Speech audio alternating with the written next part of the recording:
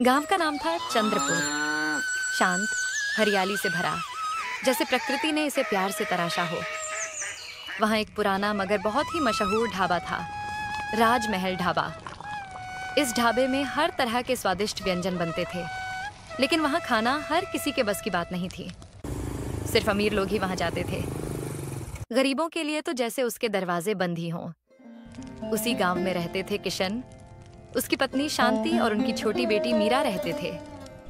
उनका परिवार बहुत ही गरीब था। किशन रोज दूसरों के खेतों में मजदूरी करता और किसी तरह घर का खर्च चलता। एक दिन मीरा अपनी सहेली रानी के घर खेलने गई। रानी खुशी से बोली, मीरा, तुम्हें पता है आज हम राजमहल ढाबा में खाना खाने जा रहे हैं। सच में? तुम सच में वहाँ जा रही हो? हाँ, और सुन, वहाँ तो सिर्फ एक कप चाय की कीमत 100 रुपए है। मीरा के मन में एक तूफान सा उठा। हम तो 100 रुपए में 4 दिन का खाना लाते हैं, वहाँ तो सिर्फ चाय ही इतने में रानी के पिता आ गए। चलो बेटा, देर हो रही है। पापा, क्या मीरा भी हमारे साथ चल सकती है? रानी के पिता का चेहरा सख्त हो गया। नहीं, वो जगह सबके लिए नहीं होती। गरीब लोग वहाँ नहीं जाते। उसे घर भेजो। ये सुनकर मीरा का दिल टूट गया। वह बिना कुछ कहे घर लौट आई। घर पहुंचकर वह सारी बात अपनी माँ को बताने लगी। चिंता मत कर बेटी, एक दिन हम भी वहाँ खाएंगे। नहीं माँ, हम वहाँ नहीं खाएंगे, हम उससे भी अच्छा अपना ढाबा खोलेंगे। और उसी क्षण उसके दिल में एक सपना जन्म ले चुका। अगले दिन सुबह की हवा में हल्की ठंडक थी। किशन हमेशा की तरह कंधे पर फावड़ा लिए खेत जाने को निकला ही था कि अचानक शांति दौड़ती हुई आई। उसके चेहरे पर घबराहट साफ दिख रही थी। सुनो जी, सुनो, मीरा उठ नहीं रही है, बहुत देर से बुला रही हूँ, चलो जल्दी। किशन का दिल धक से रह गया। वह फौरन अंदर भागा। मीरा, मीरा बेटा उठो, देखो सूरज निकल आया है। पर मीरा एकदम शांत थी, आंखें बंद, जैसे किसी गहरी नींद में हो। देर न करो, जल्दी बैलगाड़ी लाओ। दोनों मीरा को संभालते हुए बैलगाड़ी में लेटे और गांव के छोटे अस्पताल में पहुंचे। वहां डॉक्टर ने मीरा की जांच की। कुछ देर बाद डॉक्टर बाहर आए। उनके चेहरे पर गंभीरता साफ थी। उन्होंने धीमे स्वर में पूछा, आप दोनों इस बच्ची के माता पिता हैं? हाँ डॉक्टर साहब, हमारी मीरा को क्या हुआ है? आपकी बेटी को कैंसर है और अब उसके पास ज्यादा समय नहीं बचा। किशन के हाथ ढीले पड़ गए। शांति जमीन पर बैठ गई, आंखों से आंसू झरने लगे। किशन ने कांपती आवाज में पूछा, डॉक्टर, कोई इलाज नहीं? कुछ तो होगा। अब इलाज संभव नहीं। आप अपनी बेटी को घर ले जाएं, उसके साथ समय बिताएं। किशन और शांति टूट चुके थे। वे मीरा को चुपचाप घर लाए। मीरा गहरी नींद में थी। घर में सन्नाटा पसरा हुआ था। किशन, मीरा का एक सपना था, अपना ढाबा, जहाँ गरीब भी सम्मान से खाना खा सके। हाँ शांति, और मैं उसके सपने को मरने नहीं दूंगा। मीरा चाहे जितना भी समय हमारे साथ रहे, उसके सपने को मैं पूरा करके रहूंगा। और उसी क्षण मीरा का सपना अब उसके पिता के दिल में जलते दीपक की तरह हमेशा के लिए जल उठा। अगली सुबह सूरज हल्का सा आसमान में चढ़ा ही था कि किशन जल्दी उठ गया। चेहरे पर थकान थी, पर आंखों में एक नई चमक। वह सीधे गांव के बड़े जमींदार सेठ हरिराम के हवेली की ओर चल पड़ा। सेठ जी, मुझे थोड़े पैसों की जरूरत है। सेठ ने ऊपर से नीचे तक उसे ऐसे देखा मानो उसका कोई मूल्य ही न हो। किस लिए पैसे चाहिए? पहले से ही कर्ज में दबे हो तुम। मैं गांव में एक ढाबा खोलना चाहता हूँ। मीरा का सपना है। तू ढाबा? अरे गरीब लोग सपने नहीं देखते, उन्हें सिर्फ पेट भरने का हक है। जा खेत में काम कर। किशन चुपचाप सिर झुकाकर वापस लौट पड़ा। मन में दर्द था पर हार नहीं। मीरा के लिए मुझे रास्ता खुद बनाना होगा। चलते चलते उसकी नजर एक पुराने ठेले पर पड़ी जिस पर लिखा था 10 रुपये में दाल चावल। किशन उस ठेले के पास गया। भाई एक प्लेट देना। ठेले वाले ने मुस्कुराकर गरम दाल और चावल की प्लेट उसके सामने रख दी। किशन ने धीरे धीरे खाया। स्वाद सरल था लेकिन दिल भरने वाला। उसने पूछा, भाई तुम इतनी सस्ती प्लेट कैसे बेच लेते हो? मुनाफा होता है? थोड़ा ही सही, 3 से 4 रुपए बच जाते हैं। असल खुशी तो ये है कि गरीब आदमी पूरा पेट भर लेता है। ये सुनते ही किशन की आंखों में चमक दौड़ गई। बस ये से ही करूंगा शुरुआत। वह जल्दी जल्दी दौड़ते हुए अपने दोस्त मोहन के घर पहुंचा। मोहन, तुम्हारा पुराना ठेला है अभी? मोहन चकित हुआ। हाँ है, पर क्यों? मुझे चाहिए। मीरा का सपना पूरा करना है। मोहन ने बिना सवाल किए ठेला दे दिया। किशन ठेला लेकर घर लौटा। शांति चूल्हे के पास बैठी थी। शांति, मुझे एक रास्ता मिल गया। हम पहले ठेले से शुरुआत करेंगे। पर खाना कैसे सस्ता बनेगा? सरकार से जो राशन मिलता है उससे ज्यादा मात्रा में नियमित खरीदेंगे। दाल, चावल, रोटी, बस साधारण पर पेट भरने वाला खाना। और तुम कितने रुपए में बेचोगे एक प्लेट? बस 20 रुपए।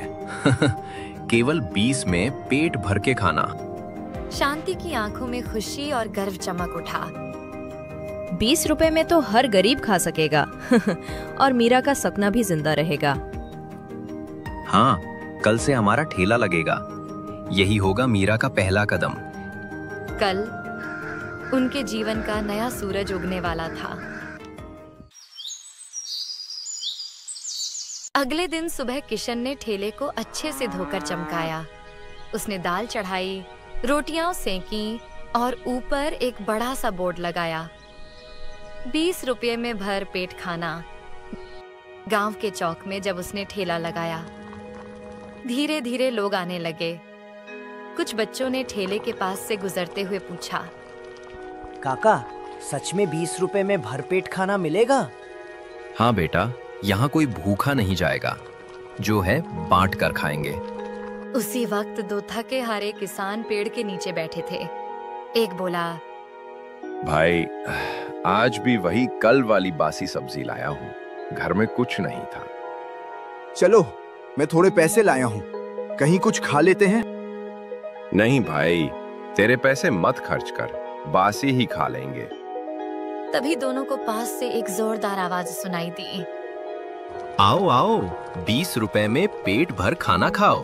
गरम गरम दाल, रोटी और चावल। आओ आओ। दोनों एक दूसरे को देखने लगे।